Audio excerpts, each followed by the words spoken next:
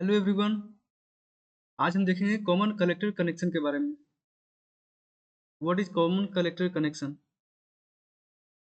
Common collector means collector is common in between base और collector. Collector जो है ammeter और बेस के बीच में कॉमन कॉमन कनेक्शन के काम करता है। तो देखिए इसके बारे में समझते हैं। In in this in this circuit arrangement, input is applied between base and collector while output is taken between emitter and collector. Common collector connection में इनपुट जो होता है अप्लाई होता है बेस और कलेक्टर के बीच में, और आउटपुट जो होता है एमीटर और कलेक्टर के बीच में। तो इसमें इन दोनों में कॉमन कौन सा हुआ? इन दोनों में हमारा कॉमन हो गया कलेक्टर। दोनों में हमारा कॉमन कौन सा है? कलेक्टर है। इसलिए इसका नाम पड़ गया कॉमन कलेक्टर। इनपुट जो होता है बेस और कलेक्टर के बीच में अप्लाई हो रहा है, और आउटपुट जो है एमीटर और कलेक्टर के बीच में अप्लाई हो रहा है, और इन दोनों में कॉमन कौन सा है? वह कलेक्टर है। इसलिए इसका नाम पड़ गया common collector connection. Here collector of the transistor is common to both input and output। Input और आउटपुट दोनों के लिए कलेक्टर जो है कॉमन का काम कर रहा है, इसलिए इसका नाम पड़ गया कॉमन कलेक्टर कनेक्शन। ठीक है, सर्किट से समझते हैं। इसमें देखिए इनपुट अप्लाई है हमारा यहाँ, input is apply between base और कलेक्टर, और output is apply between emitter और कलेक्टर। आउटपुट जो है एमीटर और कलेक्टर के बीच में है, और इनपुट जो है हमारा बेस, इस तरफ हमारा बेस है, यह मेरा कलेक्टर हो गया इस तरफ, और इस तरफ मेरा हो गया एमीटर। ये दोनों कलेक्टर जो है कॉमन है हमारा बोथ एमीटर और बेस के लिए। बेस और कलेक्टर के बीच में जो इनपुट लग रहा है, और एमीटर और कलेक्टर के बीच में हमारा आउटपुट अप्लाई हो रहा है। ठीक है। और ये कौन सा ट्रांजिस्टर है? ये ट्रांजिस्टर हमारा है एनपीएन, और यह ट्रांजिस्टर कौन सा है? पीएनपी। अब देखिए कॉमन कलेक्टर कनेक्शन में करंट एम्पलीफिकेशन फैक्टर क्या होता है? करंट एम्पलीफिकेशन फैक्टर जो होता है गामा होता है।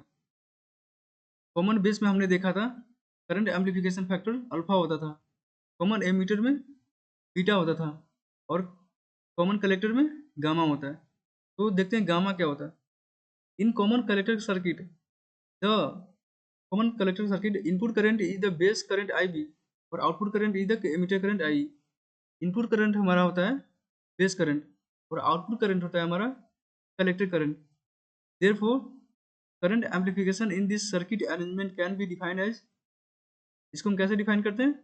The ratio of change in emitter current del I to the change in base current del I B is known as current amplification factor. तो इसका एक्सप्रेशन क्या निकलता है?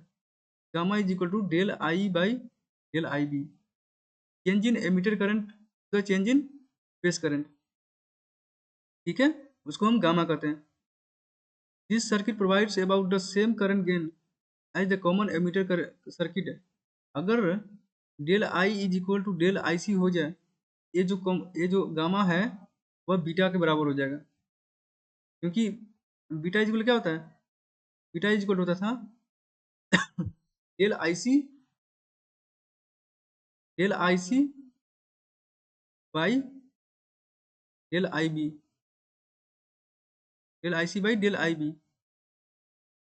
तो वही बोल रहा है कि this circuit provides about the same current gain, same current gain provide करेगा ये भी सर्किट, जो अगर डेल आई सी के बराबर हो जाए तो। ठीक है। हाउएवर इट इस voltage gain is always less than 1। पर कॉमन कलेक्टर कनेक्शन में वोल्टेज गेन जो होता है हमेशा 1 से छोटा होता है, याद रखिएगा। ठीक है, अब आगे देखते हैं relation between gamma and alpha. Gamma और अल्फा के बीच में रिलेशन क्या होता है? तो अल्फा इज इक्वल टू हमने अभी देखा del I by del I B, और सॉरी गामा के बारे में, gamma is equal to del I by del I B, और अल्फा इज इक्वल टू हमने देखा था कॉमन बेस कनेक्शन में क्या होता था? Del I C by del I. ठीक है।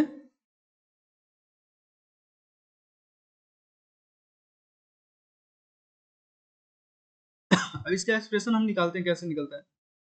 तो हमने हमें हमें पता है कि emitter current is equal to होता है base current plus collector current, ठीक है। तो change in emitter current is equal to change in base current plus change in collector current हो जाएगा। और चेंज इन बेस करंट को हम इस तरफ लेके आ गए और चेंज इन एमिटर करंट को इस तरफ लेके आ गए, तो del I minus del I C हो गया, ठीक है। गामा गामा निकालने के लिए हम क्या करेंगे, substituting the value of delta I be in in in one one में हम सब्स्टिट्यूट करेंगे। तो देखिए, अगर डेल्टा आई बी को सब्स्टिट्यूट करेंगे किस में, इसमें, यहाँ पर अगर रखेंगे तो गामा इज इक्वल टू क्या हो जाएगा, गामा इज इक्वल टू हमारा हो जाएगा del I by del I minus del I C, ठीक है। तो gamma is equal to del I by del I divide कर दिया गया, डेल दोनों तरफ हमने ऊपर नीचे दोनों तरफ हमने डेल आई से डिवाइड कर दिया, तो del I by del I, और इसमें भी डेल आई से डिवाइड कर दिया, इसमें भी डेल आई से डिवाइड कर दिया, तो गामा इज इक्वल टू हमारा आ गया 1/1 माइनस अल्फा, ठीक है। गामा इज इक्वल टू हमारा आ गया 1/1 माइनस अल्फा। तो यह एक्सप्रेशन हमारा गामा का आता है। हमने कॉमन बेस वाले में देखा था अल्फा के बारे में, अल्फा इज इक्वल टू क्या होता था, अल्फा इज इक्वल टू हमने देखा था अल्फा इज इक्वल टू हमने देखा था, यहाँ पर नहीं दिया, alpha is equal del I C by del I, और अल्फा इज इक्वल टू एक बीटा के फॉर्म में भी आया था, alpha is equal to beta by 1 minus alpha is equal to beta by 1 plus beta हमने देखा था ना, यहाँ पीछे हमने देखा था कॉमन बेस।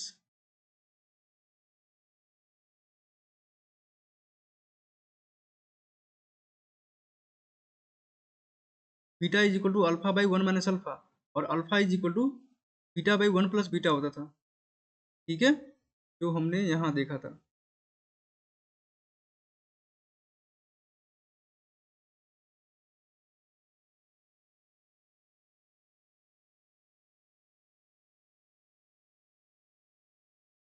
कहाँ है,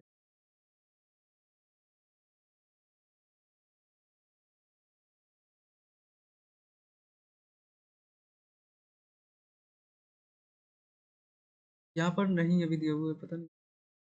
तो alpha is equal to beta by 1 plus beta होता है, और beta is equal to alpha by 1 minus alpha होता है, याद कर लीजिएगा। तो अभी हमने देखा gamma is equal to 1/1 minus alpha, यह कैसे आया, ये डेरिवेशन हमने किया यहाँ पर, उससे यह एक्सप्रेशन आया निकल के, ठीक है। Del I is equal to del I B plus del I C, del I B को मैंने इधर लेके आया तो डेल आई मैंने डेल आई सी हो गया, ठीक है।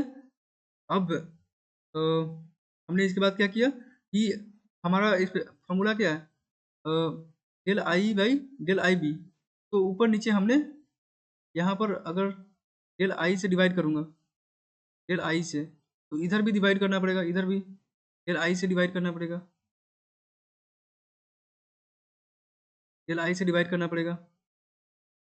तो यह मेरा, अगर इसको ऊपर नीचे कर दिए, डेल आई को ऊपर लेके आ गए और डेल आई मैंने डेल आई सी को नीचे ला दें, तो ये हो गया ऊपर डेल आई, और डेल आई भी नीचे आ जाएगा, वो हो जाएगा gamma, gamma is equal to del I by del I मैंने डेल आई सी, और फिर डेल आई से डिवाइड कर दिया ऊपर नीचे, तो यह मेरा 1 हो गया, और यह मेरा 1 हो गया, और यह del I C by del I हमने अल्फा पढ़ा था, del I C by del I मेरा होता है alpha, gamma is equal to 1/1 minus alpha होता है, ठीक है।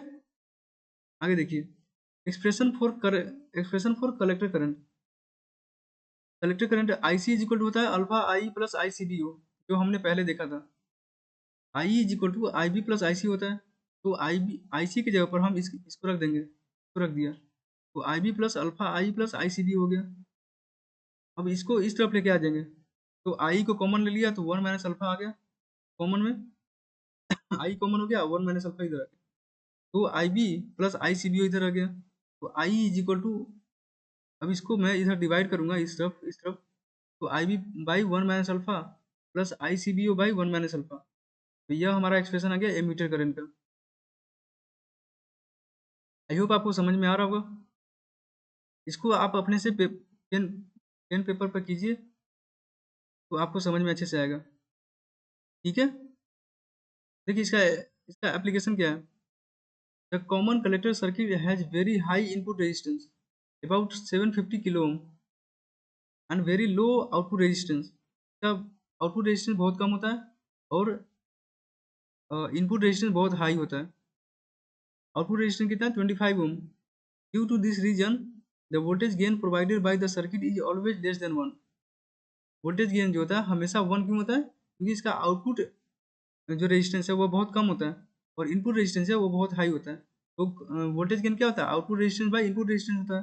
तो आउटपुट रेजिस्टेंस मेरा कम है और इनपुट रेजिस्टेंस मेरा ज़्यादा है, तो वोल्टेज गेन हमेशा मेरा 1 से छोटा ही होगा। Therefore, this circuit arrangement is seldom used for amplification। इस सर्किट अरेंजमेंट का यूज हम बहुत कम करते हैं, बहुत कम करते हैं। क्यों? क्योंकि इसका जो कम वोल्टेज गेन है बहुत कम होता है। वोल्टेज गेन कम है तो इसको यूज करना बेकार है, इसको यूज नहीं हम करते हैं ज़्यादातर। However, due to relatively high input resistance and low output resistance, this circuit is primarily used for impedance matching।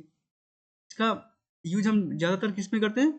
Impedance matching में करते हैं, क्योंकि इसका इनपुट रेजिस्टेंस जो है हाई है और आउटपुट रेजिस्टेंस जो है लो है। तो इसका मुख्य रूप से हम यूज करते हैं इम्पीडेंस मैचिंग में, that is for driving a low impedance load from a high impedance source. Clear है? अब अगले लेक्चर में हम इसका इनपुट आउटपुट कैरेक्टरिस्टिक के बारे में देखेंगे। कॉमन कलेक्टर कनेक्शन का इनपुट आउटपुट कैरेक्टरिस्टिक क्या होता है उसके बारे में देखेंगे। ठीक है, थैंक यू।